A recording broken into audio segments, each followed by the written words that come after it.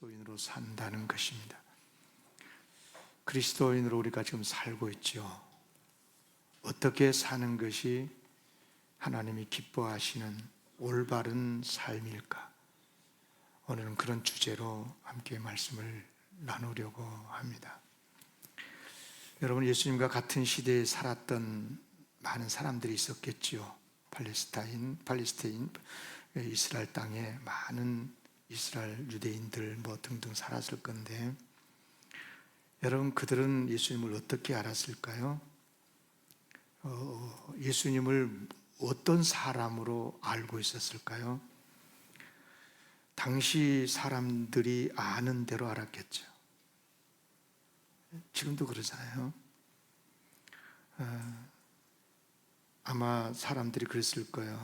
나사렛 출신이지, 목수 요셉의 아들이지. 예수 자신도 목사였고, 또 예수님이 이제 나사렛을 떠나서 가버나움으로 공생의 시작을 할 때, 나이가 한 30쯤 됐을까? 이런 정도로 알지 않았겠어요?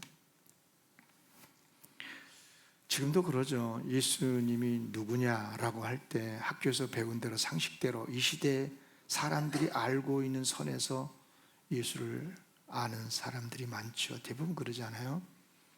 예수님은 기독교 창시자다, 사랑이 참 많았다고 그러지, 십자가에 죽었다며, 부활도 했다고 그러던데, 이런 정도로 아는 사람들이 많이 있어요. 그러나 여러분, 예수님을 그렇게 알아서는 절대로 구원받을 수가 없어요. 왜냐하면 예수님은 이름이 구원이잖아요. 그러니까 구원으로 이 세상에 오셨고 인류를 구원시키러 오셨는데, 소위 세상 사람들이 아는 상식선에서 예수를 알면요, 절대로 구원 못 받습니다. 절대로 구원을 못 받아요. 그 이상의 예수님을 알아야 돼요. 예수님이 누구시냐? 성경에서 가르쳐 준 대로 예수님은 구원의 주님이시다. 예수님은 나 같은 죄인을 구원해 주시기 위해서 인류의 메신저로 세상에 오시고, 이 땅에 구원의 주님으로 오셨다. 그리스도로 오셨다. 하나님의 아들, 성자 하나님이시다. 이렇게 알고 믿어야 구원을 받습니다. 예나 지금이나 똑같아요. 여러분, 기독교를 상식으로 믿지 마십시오. 시대가 알고 있는 대로 예수를 믿지 마세요. 성경이 가르쳐 준 대로 예수를 믿어야 바르게 믿고 구원을 받게 됩니다.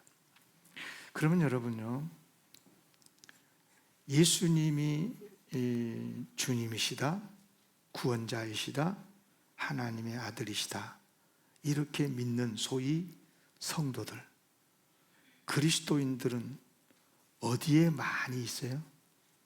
교회 아니에요? 교회 밖이에요? 교회 아니죠. 당연히 예수 그리스도를 믿는 사람들은 하나님 앞에 예배를 드리기 위해서 교회에 모이니까, 교회에 가면 믿는 사람들 천지입니다.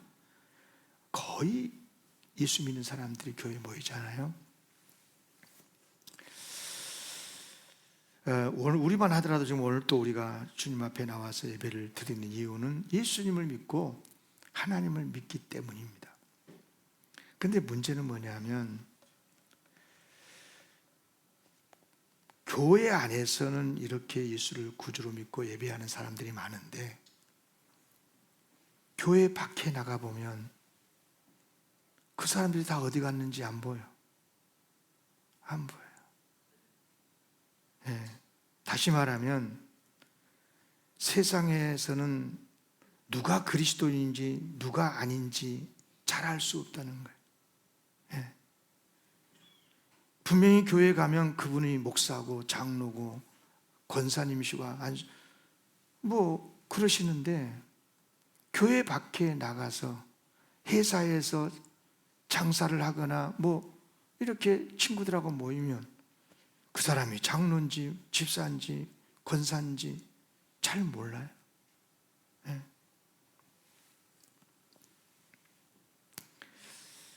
그 사람, 여러분, 사람이 달라졌습니까?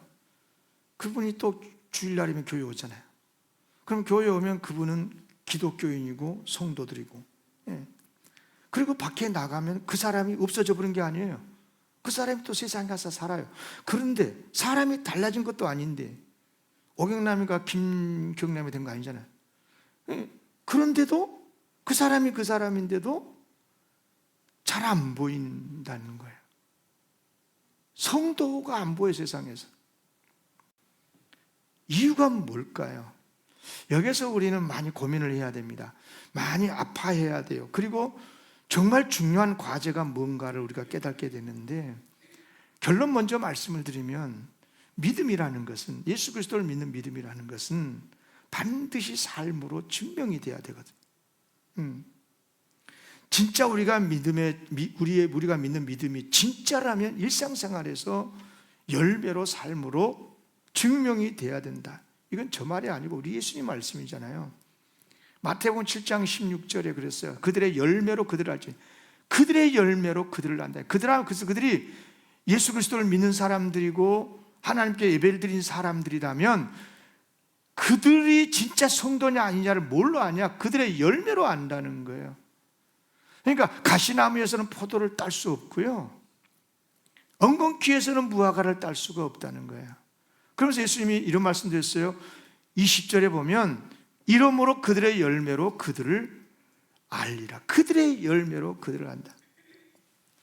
그런데 일상생활에서는 우리 그리스도인의 모습이 잘 보이지 않는데 왜 그럴까? 그 사람이 예수 안 믿는 것 아니거든요. 주일마다 교회 나가서 예배 드리고 있어요. 구주로 고백하고 있고 신앙생활도 해요. 그런데 왜 그리스도인인 것이 잘 안 보일까? 아마 여러 가지 이유가 있을 거예요. 그런데 그 중에 제가 보니까 감추는 것 같아. 그리스도인이라는 것을 감추는 거예요. 그러면 감추는 이유가 있겠죠? 떳떳하지 못한 삶을 산다거나, 그렇죠? 부끄러우니까, 저 사람이 내가 교회 건설한 걸 알면 나를 또 이용할까 봐, 이런저런 이유 때문에 감추고 숨기는 건데요, 그런 이유가 있을 수 있어요. 네, 제가 오래전에 어느 목사님에게 직접 들은 이야기인데, 자기 교회 성도 집사 중에, 그때는 청와대가 있었을 때니까 청와대에서 근무하는 집사가 있었대요. 그런데 어느 날 이제 목사님이 그랬다네요. 집사님, 제가 청와대를 한 번도 구경을 못 했는데요. 그랬더니 집사님이 이제 목사님 네 분을 이제 초대를 했다고 그래요. 점심 시간이 됐는데 이제 집사님이, 목사님, 우리 밖에 좋은 식당이 있습니다. 가서 식사하자고 그랬더니 목사님이 한사코, 아니다. 내가 청와대 구내 식당에서 같이 식사만 했으면 좋겠다. 어떤 사람들이 근무하는지 좀 보고 싶고, 그들은 뭘 먹고 사는지 좀 보고 싶고. 그래서 이제 가서 보니까 식당 직원들도 많고 그런데요, 이 목사님이 큰 소리로 누구누구 집사님 같이 기도하십시다. 그래가지고 큰 소리를 기도했대요. 하나님 아버지 감사합니다. 우리 누구누구 집사님 이렇게 큰 우리나라의 중심부 청와대에서 근무해서 감사합니다. 하나님 잘 믿고 이 사람들 전도하게 해주시고 등등 나라 잘 섬기게 해주시고 기도를 예수님의 이름으로 기도합니다. 그래가지고 그날부로 그분이 교회 집사란 것이 들통이 났습니다. 그때부터 사람들이, 어이 자네 교회 집사였네? 다 장로였어, 장로. 나도 교회 안수 집사야. 그런 분도 생기고. 전에는 교회에 다닌다는 티를 전혀 내지 않았기 때문에. 그래서 목사님이 그것을 알고 일부러 그랬다네. 제가 전에 우리 교회 집사님 중에 은행에서 근무하신 분이 있었어요. 그래서 신방을 갔어요, 은행으로. 그런데 이름을 부르면서 좀 찾으러 뵈러 왔다고, 지점장이 뵈러 왔다고 그랬더니 어떻게 되세요? 제가 교회 목사인데요. 그러면서 그분을 누구 집사님 그랬어요. 에? 깜짝 놀래. 하면서 눈을 크게 뜨고 있는 거, 지금도 그 모습이 지금도 눈에 선합니다. 여러분이 교회에 다니는 것, 여러분이 그리스도인이라는 것, 집사라는 것, 왜 감춰요? 네. 이유가 있을 거예요, 저 나름대로. 여러분, 우리는 어떻습니까? 우리가 뭐 십자가에 목을 걸고, 십자가를 목에다 걸고 저 기독교인이요 하면 믿음이 증명이 됩니까? 십자가 깃발을 들고 광화문을 행진하면 기독교인으로 증명이 되는 것입니까? 여러분, 성도라는 것을 알리는 것만으로는 열매가 되지를 않아요.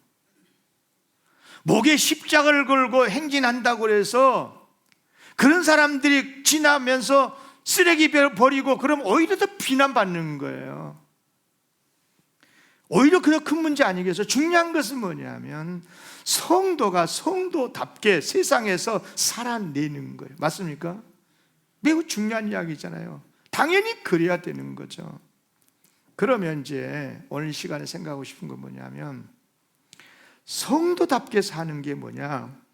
어떻게 사는 것이 성도답게 사는 거냐? 이게 질문이고 답은 딱 하나만 말씀드리려고 그래요. 한 가지만. 여러분, 이것은 일종의 선택의 문제고 가치의 문제인데요, 이른바 무슨 가치를 추구하느냐, 어떤 순간에 어떤 상황에서 이것이냐 저것이냐 할 때 무엇을 선택하느냐, 무엇을 위해서 사느냐, 그것을 보면 그 사람이 어떤 가치관을 가지고 사느냐를 알 수가 있는 건데요, 그러니까 우리 성도답게 살기 위해서는 당연히 성도들이 마땅히 가져야 되는 성도다운 가치를 추구하면서 살아야 되잖아요. 그런데 그것은 100% 선택의 문제예요. 이걸 선택할 수 있고 저걸 선택할 수 있어요. 그런데 우리가 하나님께서 기뻐하신 일이면 이거 해야 된다라고 했을 때 그것을 선택해야 그것이 성도다운 선택인 거예요. 여러분, 오늘 주일인데 교회로 오셔서 예배드렸죠. 여러분, 오늘 갈 곳 많이 있었을 거예요. 가야 돼 말해야 돼, 등산도 해야 돼, 오늘 동창회도 하는데 어떻게 하지? 그렇잖아요. 그런데 오늘 나는 하나님 앞에 나가서 예배드린다라고 선택을 했으니까 여러분 지금 이 자리에 있는 것 아니에요? 신앙이라는 것은 선택이에요, 선택. 그리고 그 선택의 내용이 곧 그 사람의 가치예요. 그 사람의 신앙의 수준이고요. 매우 중요한 말씀을 하고 있어요. 여러분, 누가복음 10장에 보면 이런 이야기가 있어요. 예수님께서 어느 날 이제 베다니라는 마을에 가셨어요. 그 베다니는 예루살렘 근처에 조그만 작은 마을인데, 아시다시피 나사로, 마르다, 마리아 이 3남매가 살았던 집이잖아요. 동네잖아요. 근데 그날 이제 예수님께서 이제 그 동네에 가셨어요. 이제 마리아, 마르다 집에 가셨잖아요. 그때 이제 마르다는 예수님이 모처럼 우리 집에 오셨으니까 뭐 그 일행을 대접하려고 분주하게 일을 하죠. 근데 마리아는 예수님의 턱 앞에 탁 앉아갖고 예수님의 말씀을 듣고 있고, 요즘 말하면 설교 듣고 있어. 예수님에게 오리지널 설교를 듣고 있는 거예요. 꼭 보면 사역할 때는 보이는데 예배 드릴 때, 말씀을 때, 설교할 때 나간 사람들인데 잘 들으셔야 돼요. 굉장히 위험한 신앙입니다, 그 신앙. 마리아가 예수님 앞에 설교, 마르다가 가만 보니까 저 마리아가 되게 미워.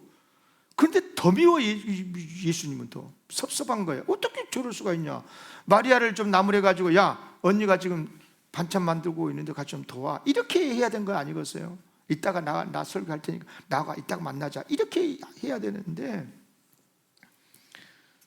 그러잖아요. 여기 10장 4절에 보면, 누가복음 10장 40절에 그러던, 마르다는 준비하는 일이 너무 많아서 마음이 분주한지라 예수께 나아가 이르되, 얼마나 속이 상했으면 예수한테 말했겠어요. 주여, 내 동생이 나 혼자 일하게 두는 것을 생각하지 아니하시나이까. 그를 명하사 나를 좀 도와주라고 하셔서. 비아 죽겠습니다, 지금.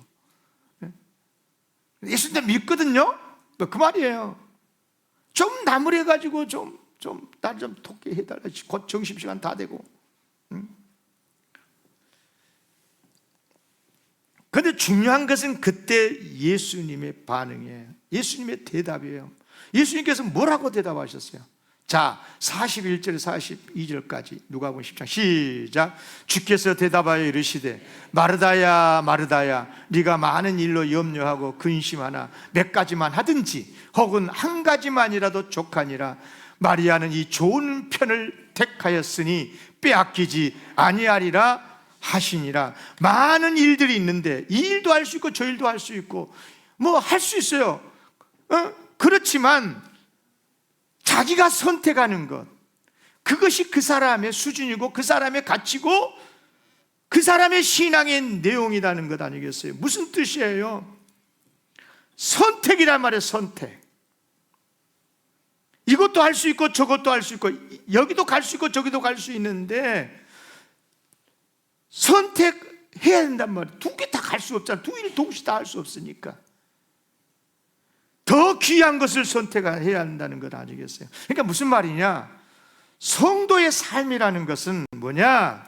우리가 다 예수 믿고 살긴 하지만 주일이 되면 주님 앞에 나가서 예배를 드린다. 뉴 라이프 데이 때가 되면 내가 전도해야 되겠다. 이것은 선택이다 이 말입니다. 많은 교회 사역이 있는데 동시에 모든 사역을 할 수가 없어요. 그러잖아요. 지금 성가대 사역하고 있으면 교사 사역 못하는 거거든요. 어쩌겠어요? 두 가지 다 못하죠. 시간이 다르지 않으면, 같으면. 그러니까 무슨 말이냐? 모든 순간에 성도다운 가치에 따라서 결정적인 것, 그것을 한 가지 선택하는 것. 여러분 축복합니다. 선택이라는 것은요, 용기가 필요하고요, 결단이 필요하고요.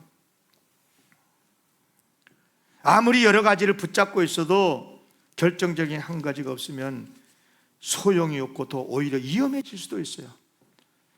여러분 물에 빠져 수영할지도 모르는 사람이 물에 빠졌어요. 지금 그냥 죽어가고 있어요. 그럼 어떻게 해야 돼요, 여러분?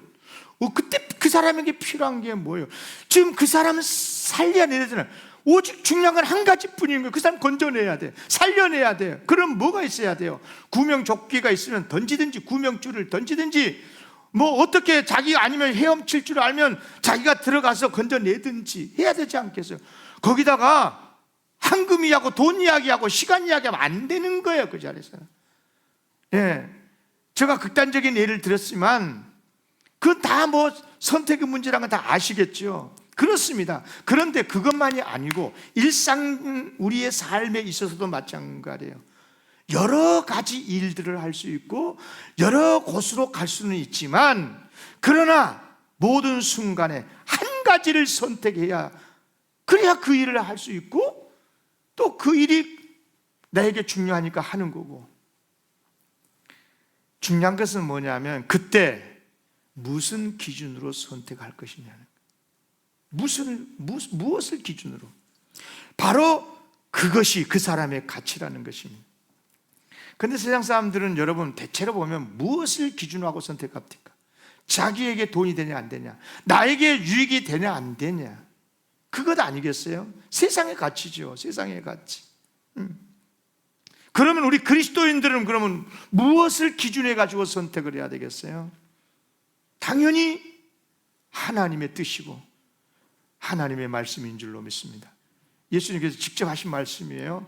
마태복음 7장 21절에 이런 말씀을 했어요. 나더러 주저주여 하는 자마다 다 천국에 들어갈 것이 아니요, 다만, 그 다음 뭐라 했냐면 하늘에 계신 내 아버지 뜻대로 행하는 자라야 들어가리라, 이런 말씀을 했거든요.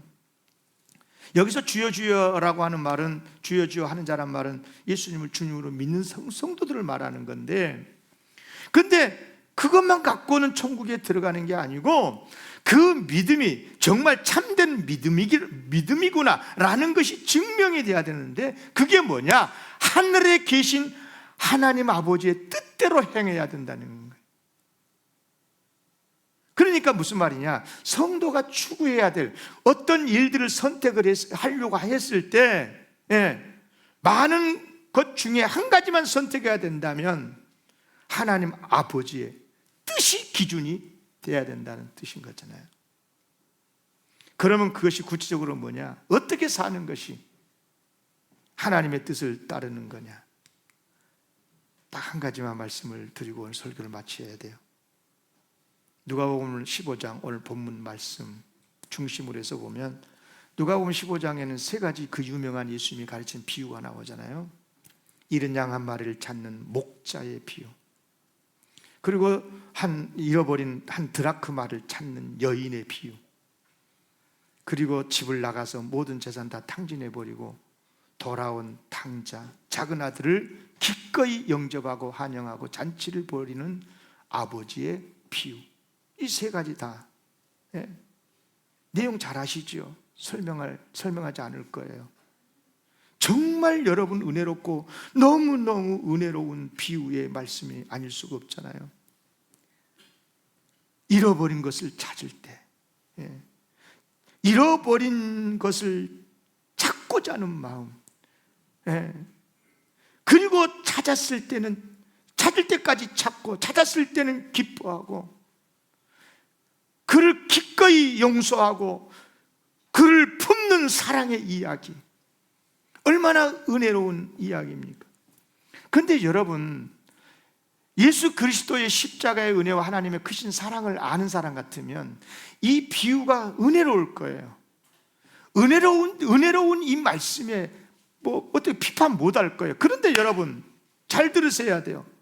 놀랍게도 이 세 가지 비유는 세상의 가치로 볼 때는 정말 이해할 수가 없어요. 말도 안 되는 소리예요. 자 보세요. 생각해 보세요. 99마리는 들여다 놔두고 잃어버린 양 한 마리를 찾으러 갔다? 이것도 좀 이해 안 되고, 또 양을 찾았다고 해가지고 친구들 초청하고 이웃들 초청해가지고 무슨 동네 잔치를 한대요. 여러분 이게 말이 되는 거예요? 양 한 마리 값이 얼마쯤 될란지 모르지만 아니 잔치 비용이 훨씬 더 들지 않겠어요? 배보다 배꼽이 더 큰 일 아니겠어요? 여러분 이런 드라크마를 찾았을 때도 마찬가지예요. 세상에 드라크마 하나 잃었다고 친구들 이웃들을 몽땅 초청해가지고 잔치를 한다고요? 물론 의미는 좀 있어요. 당시 여인이 결혼을 할 때 아버지나 친정아버지나 또 남편이 될 사람에게 10드라크마를 이렇게 받는 그런 풍습이 있었다고 그래요. 일종의 사랑의 증표겠죠. 그러니까 그 잃은 드라크마는 여인에게 몹시 중요한 의미가 되는 거고, 그런 설명 다 여러분 아실 거예요. 그러나 여러분 돈 가치로 보면 한 드라크마 하루 품값이에요. 하루 요즘 품값이 좀 센 사람은 좀 몇십만 원 되겠고 그렇잖아요. 10만 원 안팎 아니겠어요? 여러분 그런 하루 품값 정도를 고려할 때 이런 드라크마 그거 하나 찾았다고 잔치를 열면 비용은 얼마 더 드는 거예요? 그런가 하면 아버지 재산을, 세상의 그 부자 아버지 재산을 절반 다 유산 받아갖고 나가서 탕진해버리고 거짓돼가지고 돌아온 아들, 말 한마디 책임 추궁하지 않고 환영하고 잔치를 열었어요. 여러분 이런 아버지가 정의로운 아버지 맞습니까? 오히려 집에 남아서 아버지를 섬기고 힘써 일한 큰아들이 아버지의 그런 처사에 불평하고 불만한 품는 것이 그게 정의가 아니겠어요? 그게 맞는 말이잖아요. 무슨 말이냐? 세상 가치로 보면 이 세 가지 비유는 다 문제가 있다 이 말이에요. 그러나 성도의 가치, 복음의 가치로 보면 어떻습니까? 정말이지 은혜로운 말씀이 아닐 수가 없는 거예요. 여러분에게 물어볼게요. 성도의 가치, 복음의 가치가 뭡니까? 그러면 따라하겠습니다. 사랑입니다. 구원입니다. 잃어버린 것을 찾는 것입니다. 그 사람이 나에게 유익이 되냐 안 되냐 그거 상관없고, 그 사람이 내게 얼마나 가치가 되냐, 값어치가 되냐 그거 따지지 말고 계산하지 말고 하나님께서 귀하게 여기시고 그 영혼을 천하보다 귀하게 여기시는 그 하나님의 마음을 품고 잃어버린 그를 찾고 찾기까지 찾고 주님 앞으로 인도한다면 이것이 바로 주님이 원하시는 복음의 가치인 줄로 믿습니다. 매우 중요한 말씀 아니겠어요? 세상의 가치와 하나님의 가치의 차이점이 그거예요. 세상의 가치는 나에게 돈 되냐 안 되냐, 얼마나 나에게 유익이 될 거냐 말 거냐, 나중에 저 사람이 나에게 뭐 도움이 될까 안 될까 이런 것 따지고 정치적으로 계산해서 선택을 하는 거지만, 그러나 기독교의 복음의 가치는 그게 아닌 거예요. 나에게 설령 그 사람이 나에게 손해가 될 수도 있고, 그렇지만 하나님께서 그를 귀하게 여기시고 그를 아끼시고 천하보다 정말 귀한 생명으로 여기신다면, 하나님의 가슴을 가지고 마음을 가지고 그를 주님 앞으로 인도해 내는 것이 그의 진짜 성도로서 사는 것인 줄로 믿습니다. 매우 중요한 말씀이에요. 그래요, 사랑의 입장에서 볼 때 잃은 양 한 마리를 찾는 마음, 드라크마를 찾았다고 잔치하고 기뻐하는 마음, 다 잃어버리고 돌아온 그 탕자, 못된 그 탕자, 그러나 기꺼이 환영하고 기뻐하는 아버지의 그 마음 이해할 수 있고, 사랑의 가치, 복음의 가치로 보면 그렇다 이 말이에요. 그런데 우리는 어떻습니까? 여러분, 이런 비유의 말씀이 충분히 이해가 되고 은혜가 되십니까? 그래야 될 줄로 믿습니다. 그런데 너무 안타깝게도 요즘 우리 기독교인들 중에 입만 열면 어른에 그르네, 죽일 놈이네 살릴 놈이네, 이런 것들 때문에 갈등하고 고민하는 성도들이 너무 많아요. 여러분, 이 세 가지 비유 다 보세요. 공통적인 뭐예요?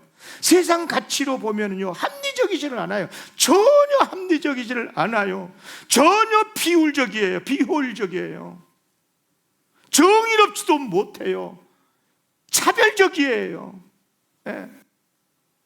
그렇지 않겠습니까? 여러분, 잃어버린 양 한 마리를 찾았다고 세상에 친구들, 동네 사람들 초청해서 잔치를 한다네. 드라크마 하나 찾았다고 기뻐하면서 친구들, 이웃들 초청해서, 너무 지나친 거 아닙니까? 이게? 더욱이나 아버지 재산 다 탕진해버리고 돌아온 이 못된 아들, 그런데 말 한마디 책망함이 없이 제일 좋은 옷 내다가 입히고 손에 가락지 끼우고 발에 새신 신기고 세상에 살찐 송아지를 잡아 잔치를 열고 풍악을 울려라 하고, 여러분, 정의에 맞습니까? 이게 정의로운 거 전혀 안 맞잖아요. 요즘 세상이 말하는 정의와 1도 안 맞지 않습니까? 여러분, 만약에 여러분이 다니고 있는 회사 대표나 이사가 만약에 회사를 이런 식으로 운영하면 어떻게 되겠어요?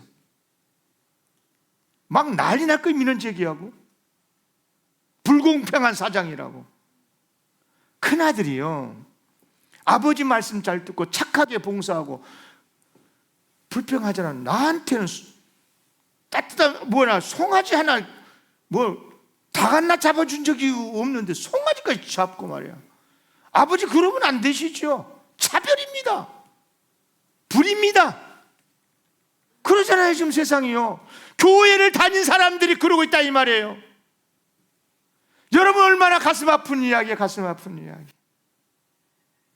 여러분, 저는요, 교회에 대해서 이런 말 저런 말 많이 하지만요, 정말 제가 괴로운 부분은 다른 게 아니에요. 바로 이런 부분이거든요. 어떻게 이렇게 주님의 복음의 가치관에서 너무 멀어져 있느냐, 누가 이렇게 교회를 타락시켰느냐. 저는 알아요. 자유주의 신학이에요. 여러분, 정말로 불행한 일이 아닐 수가 없는 거예요. 복음으로 다시 돌아와야 될 줄로 믿습니다. 복음으로 돌아와야 되는 거예요. 예수 그리스도 복음으로. 나 같은 죄인을 구원해 주시는 주님의 십자가의 은혜로 돌아와야 될 줄로 믿습니다. 그래서 제가 정리를 했어요. 결론적으로 그리스도인의 핵심 가치 따라하겠습니다. 여기 영상 보고 따라하겠습니다. 사랑입니다. 용서입니다. 구원입니다. 살리는 것입니다. 죽이는 일은 불의하는 거예요. 하나님 편에서 봤을 때 죄인이라고 해서 죽이잖아요. 하나님 편에서는 그것이 불의인 거예요. 죄인이라도 살려야 하나님 앞에서 정의인 거예요. 우리 하나님은 살리는 데 목적이 있는 거예요. 그래서 예수님을 보내신 거예요. 예수님도 그 십자가의 고난의 죽음을 죽은 거예요. 예. 꼭 기억하시길 바랍니다. 비록 그러니까 세상의 가치로 볼 때는 좀 어리석게 보여도 하나님의 뜻, 곧 사랑하는 것이 그리스도인다운 삶이란 것을 기억하고 섬겨야 될 줄로 믿습니다. 그래요. 비록 그 사람이 죄인이고 그럴지라도 찾고 기다려주고 나한테 과거에 손해를 끼쳤던 사람이라도 그 사람이 찾아졌을 때 기뻐하고 환영해주고 품고 손잡아주고, 그래야 기독교인이 아니겠어요? 이게 복음인 줄로 믿습니다. 여러분, 성경에 보면 예수님께서 귀신 들린 자 한 사람을 건져내기 위해서 세상에 이 강도 건너가잖아요. 그리고 건너가가지고 그 사람 안에 있는 군대 귀신, 그걸 보고 2,000마리의 돼지 떼 속에다 들어보내보잖아요. 한 사람 살리려고. 여러분, 돼지 2,000마리가 돈으로 계산하면 얼마나 많겠어요? 몰살시킨 것 아니겠어요? 경제 논리로 보면 말이 안 되는 거예요. 말이 안 되는. 그러나 여러분, 그 한 영혼을 향한 주님의 사랑의 마음, 그 영혼을 살리기 위한 주님의 그 사랑의 섬김, 그 행위를 우리도 가져야 될 줄로, 그것이 진정한 기독교인의 가치고 이것이 복음인 줄로 믿습니다. 우리가 세상 예수님을 믿고 있어요. 여러분도 믿고 저도 믿고 다 우리 예수 믿고 있잖아요. 잘 알고 있어요. 나름대로 교리적으로 잘 알고 있어요. 그래서 오늘 또 주로 믿고 교회 나와서 예배도 드리고 있잖아요. 그래서 우리 교회 안에도 성도들 많이 있고, 아마 교회마다 지금 성도들 각각 차갖고 예배 드리고 있을 거예요. 그런데 왜 세상에서는 안 보이느냐? 왜 세상에서는 기독교인이 안 보이느냐? 없어서 안 보인 겁니까? 그렇지 않아요. 여러분, 하나님의 뜻보다, 복음의 가치보다도 세상의 가치대로 살아간다는 증거예요, 그게. 네. 다 그런 건 아니죠. 이런 이야기가 있더라고요. 지방에서 명문 고등학교를 졸업한 청년 이야기인데, 이 친구가 이제 부모님의 기대에 따라서 열심히 공부해가지고 서울의 명문대 법학과 법대를 갔어. 부모님 그 아들이 검판사, 판검사가 되기를 기대했죠. 그런데 이 아들이 이제 대학교에서 동아리가 있잖아요. 거기서 그만 예수를 만난 거예요. 가슴이 뜨거워졌어. 그리고 이제 이 청년이 법대 다니다가 종교학과로 편입을 해요. 그 대학교에서 커트라인이 법대가 제일 세고 종교학과 제일 가장 커트라인이 낮아. 그러니까 가장 들어가기 어려운 학과에서 가장 쉽게 들어가는 학과로 옮긴 거죠. 집안이 뒤집혔어. 그런데 상관없이 그래도 주님께 부름받은 소명이 있어서 열심히 히브리어 헬라어를 공부하고, 그리고 졸업하고 신학교를 가서, 그리고 신실한 목사로 사역을 했어요. 그리고 그분은 그 가정은 다 기독교인의 집안이 됐어요. 여러분, 이런 이야기 많아요.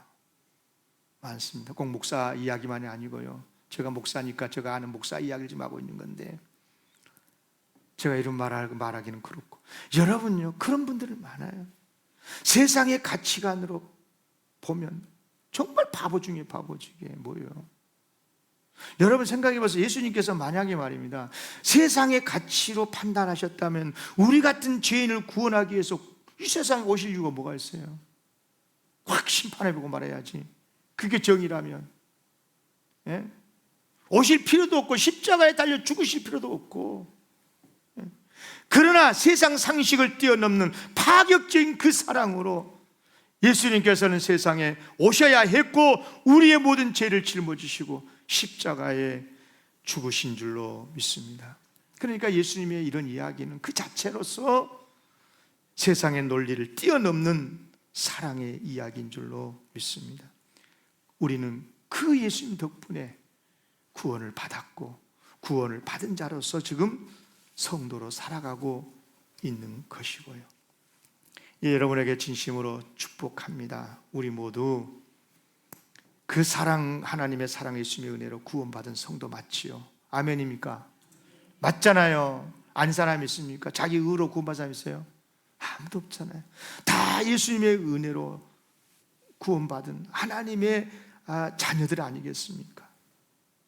그래서 제가 여러분들에게 도전합니다.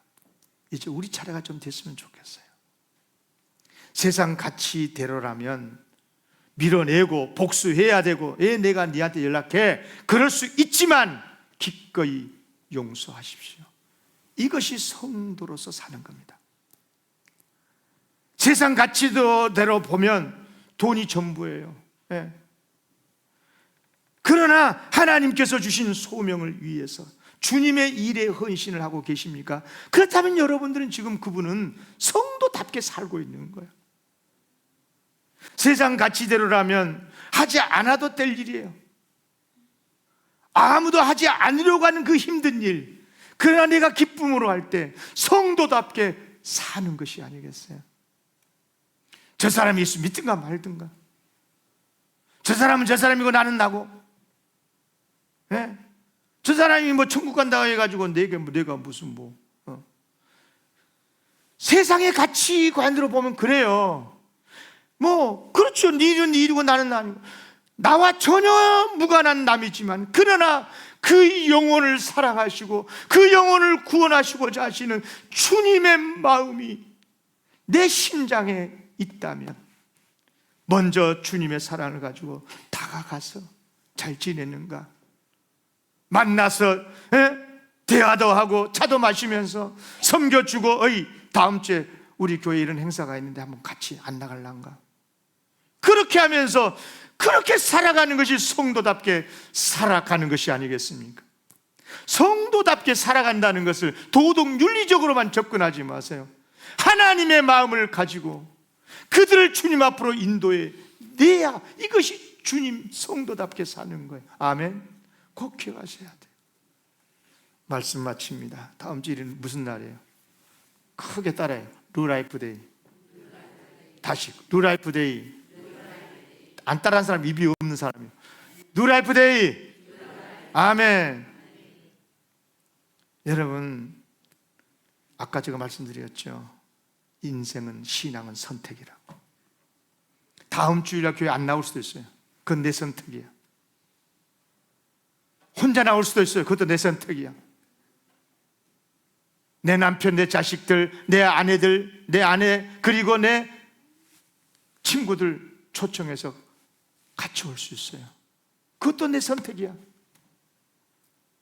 여러분 말씀드렸죠. 그 선택이 그 사람의 가치라고. 여러분, 선택이라고 할 때 나에게 유익만 된 선택은 아닌 거예요. 제가 아버지로 살아보니까요, 목사로 살아보니까요, 나에게 손해되는 선택이 많아. 그렇게 선택하면 나에게 고통이 되고 어려운 일들이 있어요. 그래도 선택해야 되는 거예요. 선택해야 때는 해야 된다고. 그렇게 살아야 기독교인이 아니겠어요? 어떻게 나에게 호주머니 돈 들어온 것만 생각하고 선택할 수 있어요? 그럴 수 없는 것 아니겠어요? 여러분, 특히 영광교회 성도들이라면 영광교회가 하는 이 루라이프 데이에 여러분들은 한 주간 동안 분명하게 선택을 해야 됩니다. 다음 주는 함께 나의 사랑하는 소중한 이들과 함께 교회에 가는 날로 선택하고 이번 한 주간 내내 그 선택에 집중하십시오. 그리고 함께 나와서 예배를 드릴 때 하나님께 영광이 될 줄로 믿습니다. 여러분, 예수님께서는요, 골고다 언덕 십자가에서 죽으셨잖아요. 그래서 인류 역사 이래 바보 중에 바보 되신 분이에요. 가장 바보, 어리석은 사람, 그러나 가장 위대한 사랑의 구원자가 된 줄로 믿습니다. 이제 우리 차례가, 우리에게 주어진 십자가 자리, 내게 주어진 사명의 자리, 바로 거기가 우리가 서야 할 자리고 내가 감당해야 될 자리인 줄로 믿습니다. 한번 두 손 내봐요. 손 없는 사람 놔두고. 손 있죠? 손이요. 오른손 쳐다봐. 오른손에서, 오른손, 절 쳐다보지 마. 오른손은 네 면을 보라고. 내가 모시고 올 사람 얼굴 떠올려. 보여? 왼쪽에 손에 두 번째, 내가 모시고 올 사람 얼굴 떠올려봐. 안 보여? 보여요? 아멘. 그리고 두 손을 모아 기도하겠습니다.